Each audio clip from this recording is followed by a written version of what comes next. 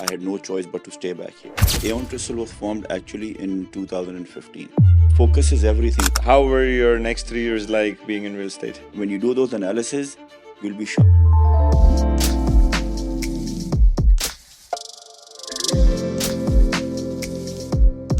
Hello, everyone. Welcome to another episode with Golden Bridge. Today, we have a very special guest, a man who is known in the industry, a veteran since almost 20 years in the Dubai real estate industry, having operations in Pakistan, UAE, and UK. The man known for his name, for what he has done in these many years. This person has had an award from the land department for being the top real estate broker in Dubai. We would like to welcome today Mr. Saleem Karsaz, the group CEO of Aeon Trisl Real Estate. Mr. Saleem, thank you for joining us today, and Thank you it's a for having pleasure me. to have you here. Thank you for having me. So, obviously, you are very well known in the market. I think everybody knows the achievements that Aeon Trisl has achieved over the years. But a lot of people who are new, they might really not know the kind of journey that you have been to. So, before we jump into the recent times, I want to go back and ask you a bit about how did you see yourself when you started real estate back in 2007 to what you are today? So not many people would know. I came to Dubai as a student in 2003, and like any business family would have the plan to get their kids back into working into business back home. So we belong to a textile background, but things didn't work that way, or things didn't work in our favor at that time, and I had no choice but to stay back here. And since I was a graduate from the American University in Dubai, I started looking for opportunities here in terms of finance because I'd done BBA finance. So my first starting point was in an investment bank, where also we were working in the trade of forex and stock market sales.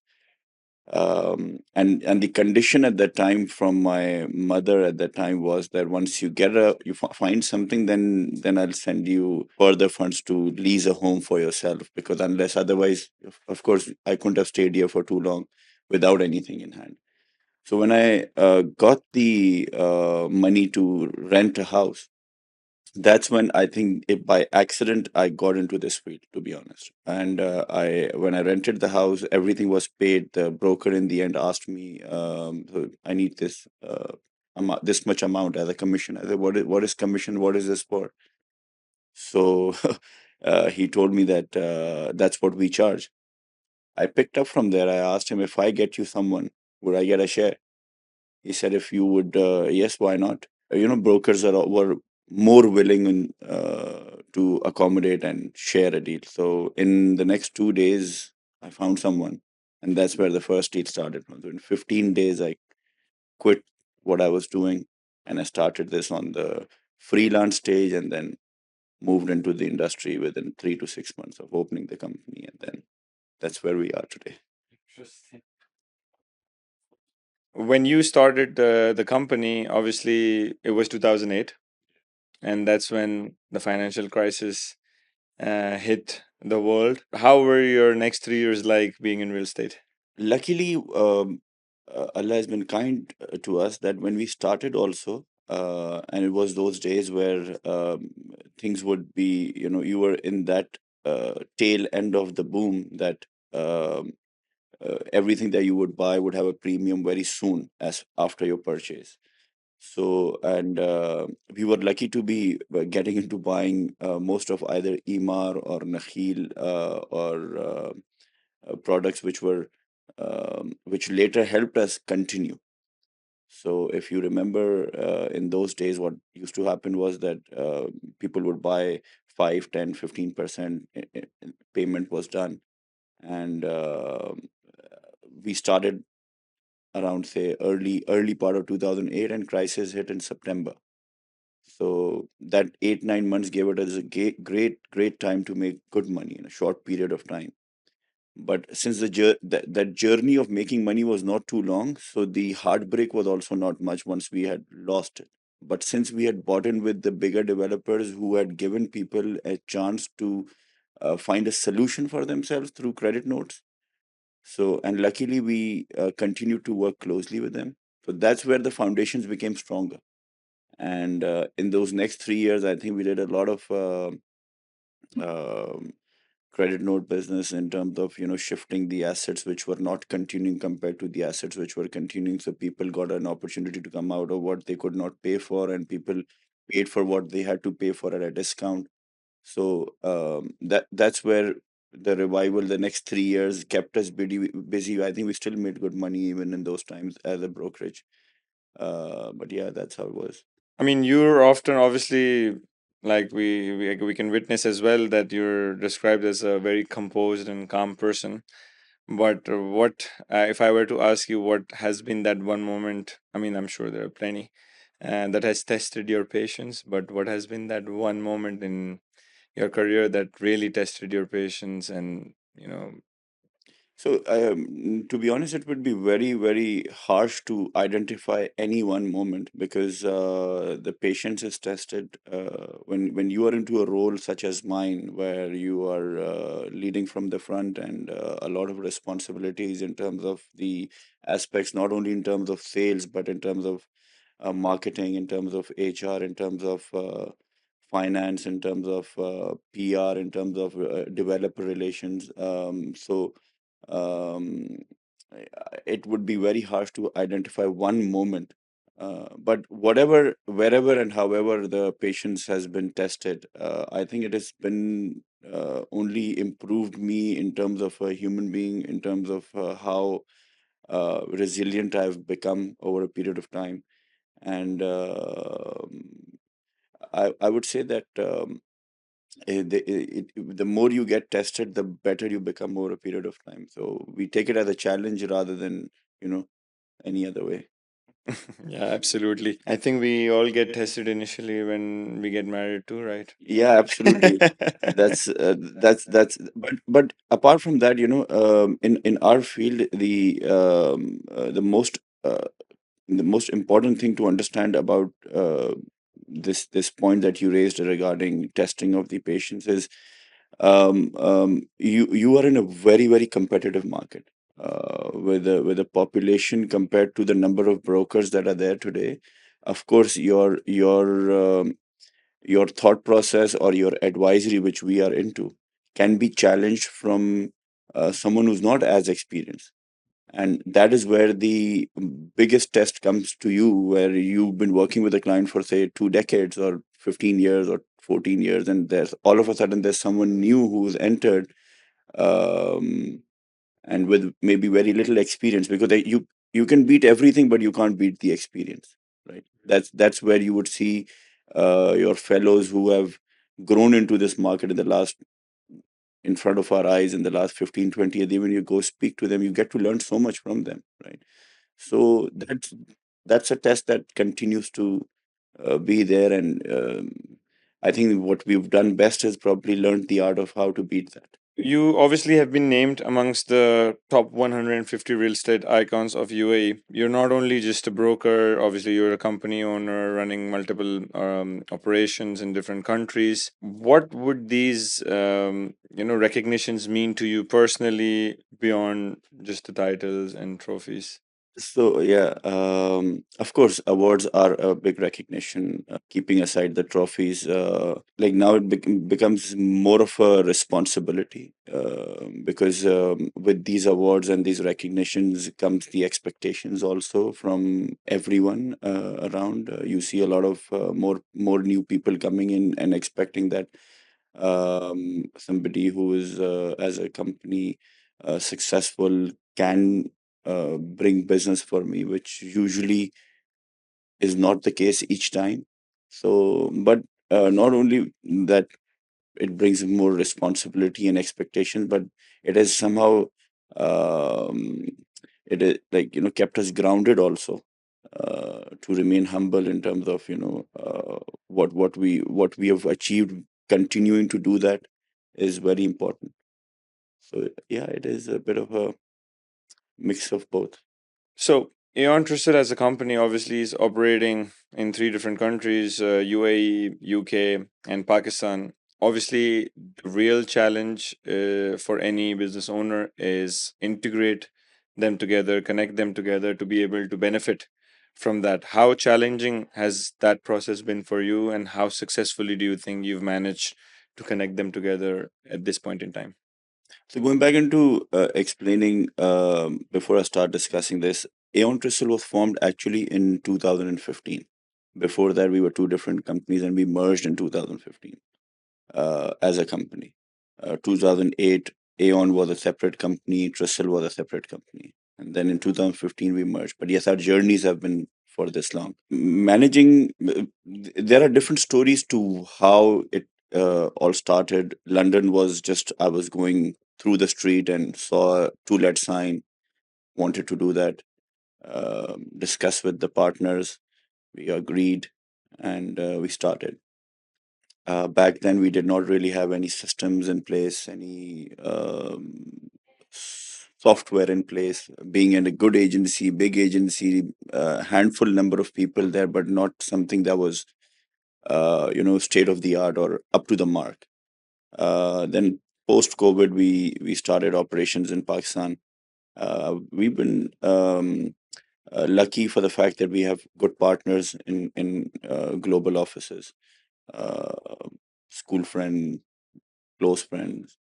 So that has been a big advantage in order to ensure that the ethics and the transparency and the platform, the vision, the mission that we had set in our journeys to begin with, that remains same.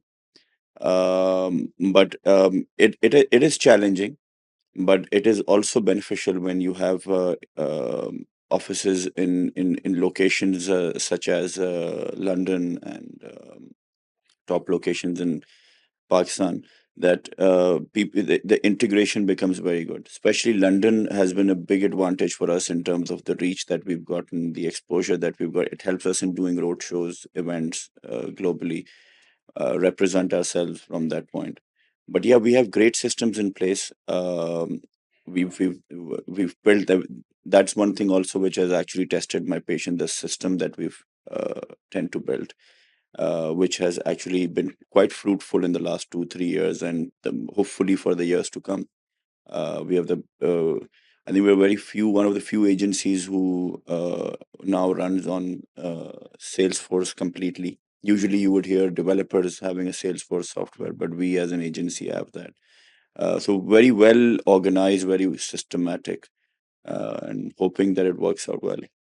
And if I were to say, obviously, Dubai is, I think, your biggest market. UAE is at the same time your biggest market because you've been doing business in Ras Al Khaimah and Abu Dhabi as well. What percentage of that is generated by the team now? I think you have a team of more than 200 people locally.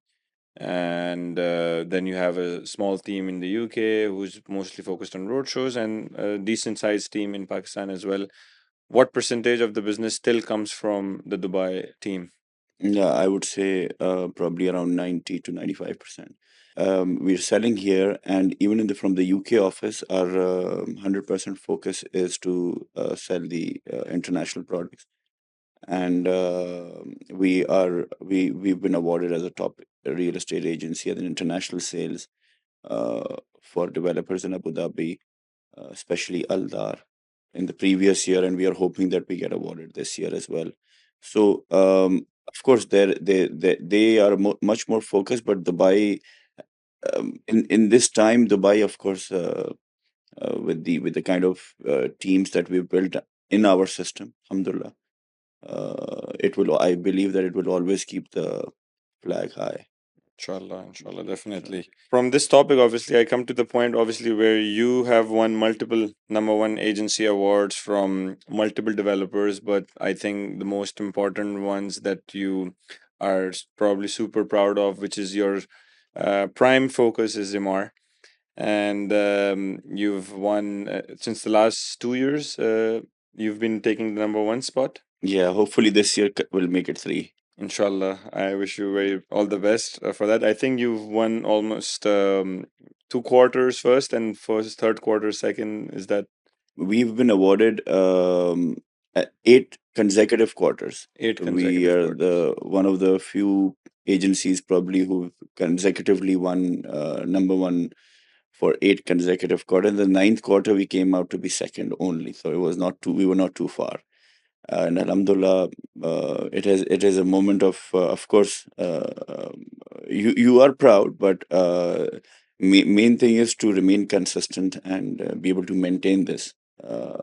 And of course, Emaar is one of the largest developers in the Middle East, in the world, actually, you could say, and it's phenomenal to be continuously maintaining it. It's not easy. It requires a sleepless night. It requires a lot of support from the team that we've built. The we have a full scale team leaders, board members who run their own teams and who've actually made sure that they ensure that the effort is there to continue to there's someone there who's on each launch participates, and that's how the matrix is completely coming to terms all the time. And because I've seen I've had a lot of people asking me this question is how is it happening. And since it's been fed into their minds that these are the developers that we choose to work with. And of course it's maybe uh, not taking in a good way at times, but when the inception of the agent born into the company, when he joins the company, it's just like A, B, C, D are the ones that we are more focused on. And focus is everything. So when you focus on something, when you are there to achieve onto something, when you start believing into the product, actually um, it's not about a developer, or it's not about anything. When you start believing that this would be good and this is something that would be a conversion into a profitable product for your customer, it just starts to happen from there. Yeah.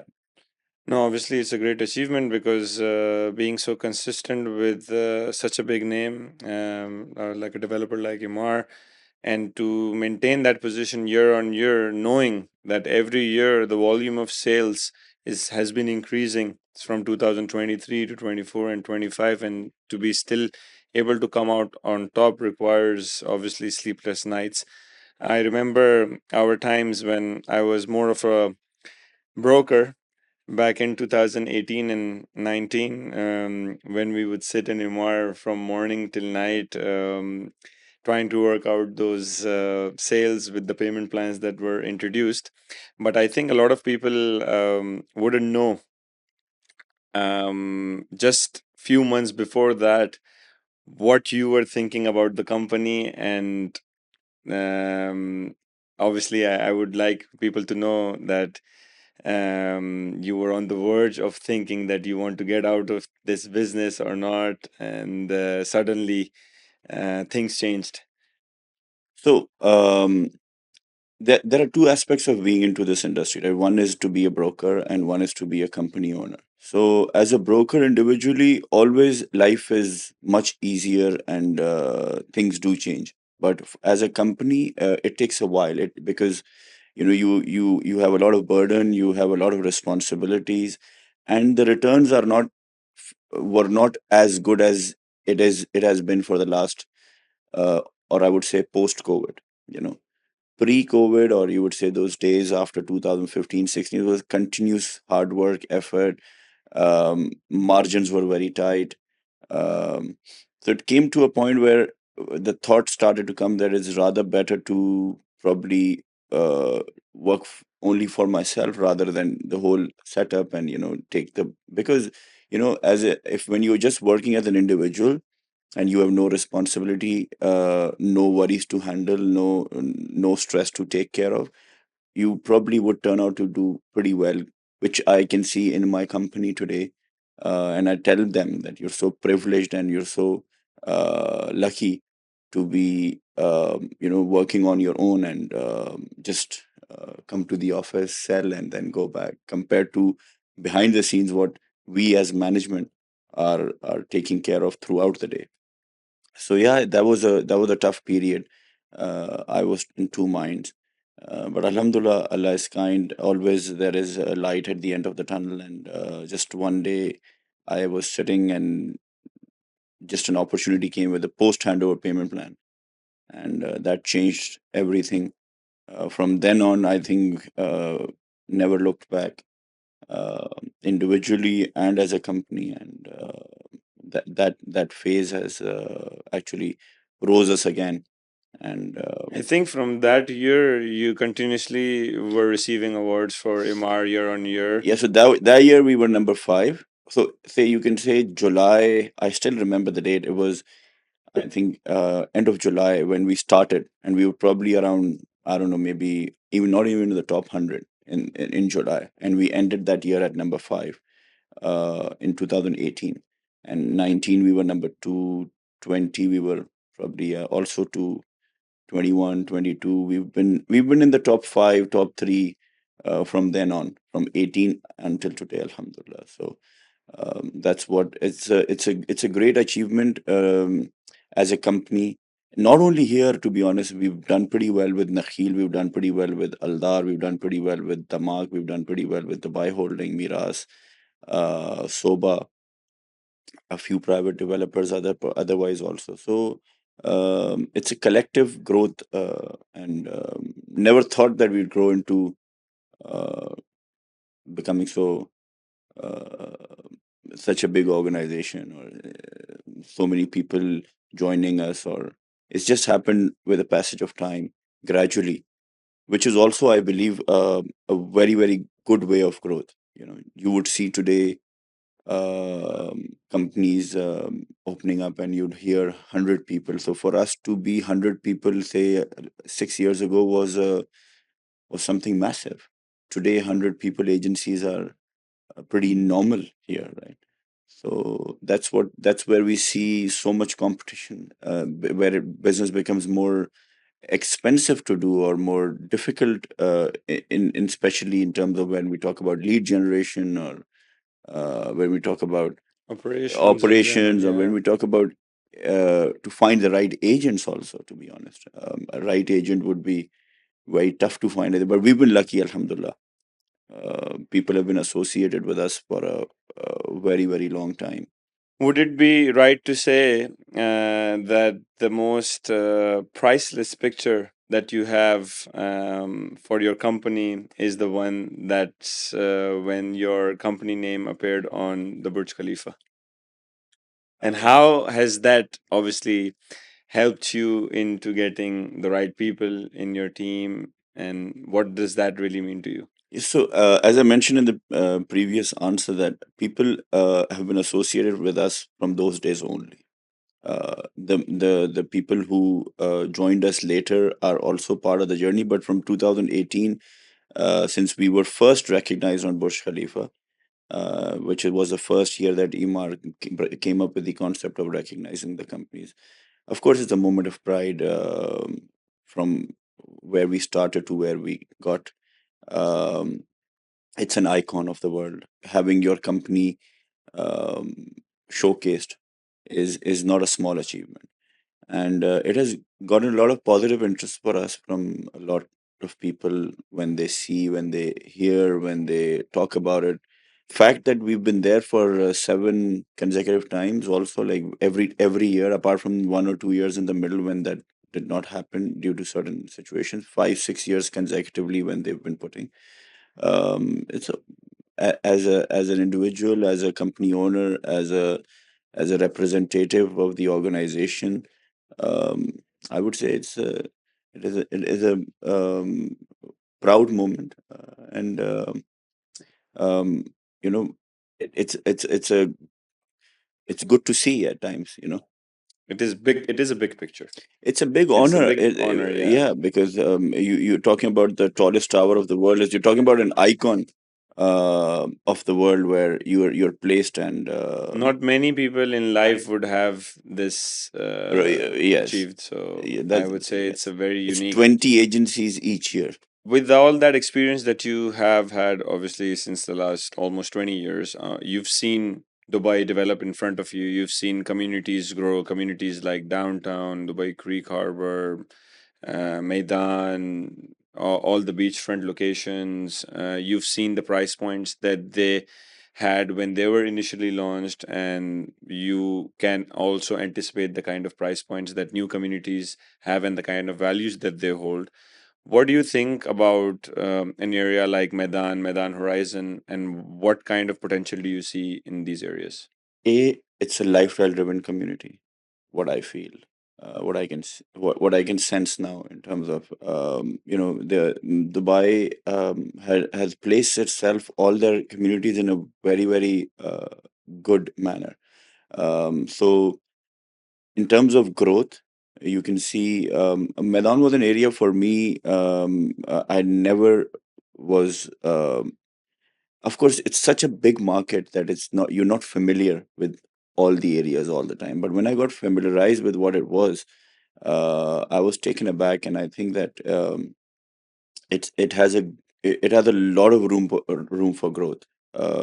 Proximity to the current airport, to the upcoming one, to downtown, to Dubai Mall, to golf courses around you, to schools around you, to you know you're very well connected with the not botheration of any kind of uh, even the challenge that is there in the market in the city today in terms of traffic, because it's all being built into the new format with everything infrastructurally done pretty well. So I feel that it's a great location with the concept of lifestyle driven community, with developers coming up uh, with great products, great sizes. I would say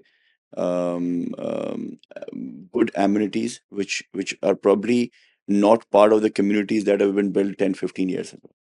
And that transition which is going to come here is going to elevate the community altogether. We won't probably see the fruits of it probably next year or so, but in the years to come, it would definitely stand out. Do you think that prime locations in Dubai, like for example, back in the days, Palm Jumeirah, 10 years ago, 2,000 dirhams per square foot was not a thing. Right now, 10,000 dirham per square foot is a thing. Dubai Hills, in similar fashion, we've seen plots at 300 dirhams, now 2,000 dirhams a foot. Downtown, even we've seen 1,200 dirhams a foot or less, even in launch times. But now, obviously, the average price downtown is also 3,000, 3,000, 4,000 dirhams a foot and more for address. Do you see in the next 10 years prime locations in Dubai reaching to international standards where price points would be $2,000 a square foot, 7,000 dirhams a square foot? Or do you think that's a bit too early for that? No, it's not about early or late, to be honest. It's there are certain products today which are actually above the standards of international markets. What people don't are not able to understand or anticipate or realize is what is the country bringing to you. You know, you travel to any part of the world, but you don't feel as safe as you feel safe here. You travel anywhere, you go and start living in any country, you won't find the education what you find here, with the kind of school, with the kind of big names that are coming and who are already established here. You go to any for any medical condition here, you have the best healthcare in the country. You have the best roads, you have the best malls, you have the best airline. The most coolest airports in the world are there, and the ones that are getting built. The Services. public transport is so only last night we were talking about how the factions of certain countries hold value for investors in the vicinity. So for example, for investors in China, in Tokyo, Thailand, Hong Kong, the closest place to go is Singapore for them. But Dubai is an attraction for the whole world, or for, say, for example, for people in Europe earlier would go to Monaco or Switzerland, but they choose now. All of them choose UAE because all those places does have opportunity, but they don't have the services what you have here. You know, I went to Singapore the other day, the a few weeks ago, and so you don't have a porter. here the opportunity to get yourself accommodated to in any manner. So comparatively, you would see prices. The comparison for it to be done with the London central London market or New York, but you don't realize that uh, as an industry, it's 25 years old. As a country, we are 54 years old. So comparing it to a 200-year-old place or a 300-year-old place, it's not fair. If you compare those 25 and 50 years of those places and the growth that this place has come, so you would be when you do those analysis, you'll be shocked with the way the appreciations have come here, with the way the growth has come here, with the way people have moved to the country, and the improvement that has come here. Like I came here 22 years ago. I've seen the malls been built in front of my eyes. I saw the Burj Khalifa being built in front of me. I saw the metro coming up. I saw the airports getting built. The Palm getting built. The other Palm is now under construction. The Palm Dera is there. So the Yas Island, the Saadiyat Island, the casino in Russell Khaimah is there. Everything has happened in front of us, and the amount of time that it has taken. Generally, it would take probably centuries for some other country to be able to do that. You and I belong to the same thought process of understanding how well and how organized the whole process here is. Whether you are talking about getting a license at renewing a license, you can just walk into a kiosk and just get it done within 2 minutes, or getting your trade license renewed, or anything is it's something that people would probably dream of as a to be part of that journey. So those who feel or who compare the prices at international standards, they would be missing out on it. Yes, of course, but pockets would do well. I wouldn't say each and every area, but yeah, when you talk about iconic locations or great locations or top locations, buildings matter, developer matters, quality of those matters. Yeah, those things would definitely stand out even today. They do. We probably are not privy to that, or not aware of that, or not probably working with them.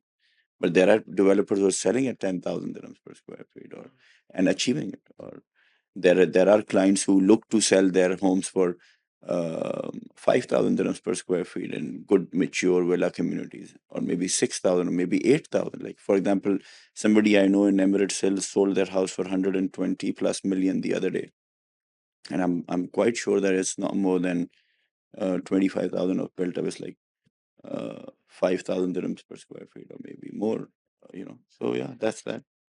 No, Dubai obviously is the best with the quality of life, services, and what it's going towards is even better because now they are continuously improving on the public transportation and they're trying to connect all Emirates. So you can see that the Etihad Rail is going to be operational, I think, from 2026. Air taxis are on the way. So, I mean, we are entering into a different dynamics of market that we were currently used to. Ease of business anyway has been the best. The transparency levels over there, I think, I mean, I haven't seen any country where doing business is much has been much easier. So I think it will attract a lot more people down the line in terms of the population, as far as the population is concerned. And we've seen a very decent graph in the growth of population in the last 4 years. It has been growing exponentially. I think the amount of units delivered were less than the required that were required to suffice the population. But the main question here that I would ask you, which a lot of people would have different answers to. Nobody can obviously exactly say what will happen, but based on your experience over this time, you've seen different market cycles and different times of the market.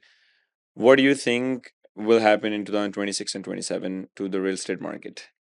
It's not a financial advice or anything, it's just an opinion that you think would be. So I'd probably take a couple of minutes, but to answer your question, one thing that needs to be clear to people is that 2008 and 2025 are two different timelines on two different concepts of how the market has been here. In those days, lands were not fully paid, regulations were not much. Um, in terms of um, default, I don't see anything even close to that. Yes, the D has changed from default to probably a bit of delay for 6 months, 8 months, a year, probably for certain developers to be able to deliver their projects, which is a normal timeline, which they mention also. Because you have each and every land now today available and paid. So in those days, the lands were unpaid. So you could not compare those times with the current times. Secondly, the in terms of yes, people have been talking about the anticipation of number of units coming up, um, but it's in different pockets. So you could see a bit of correction, but at the same time, how the international economies are, working in the direction. I feel that when interest rates are anticipated to come down in the US, where we are pegged, interest rates come down here, your secondary market improves, people get affordable homes to buy. So I feel the next 2 years is going to be a great time for people to be able to liquidate their investments, which are nearing handover or already handed over or already existing in areas. So market is going to keep the momentum. In terms of if you were to ask me about off plan, it's always a choice for investors to make and where to buy. We have some great master plans coming up. We have some great developers launching very state of the art products, which are very different from what you've seen in the past. And the question that is asked in terms of I can find in a similar community a much cheaper apartment or a much cheaper product, but they fail to understand the fact that the new product has so much more added to it that it justifies the price point. So you've got to be smart, but market I feel will continue the way it is, especially for the secondary end, or probably do much better than what it has done in the last few years.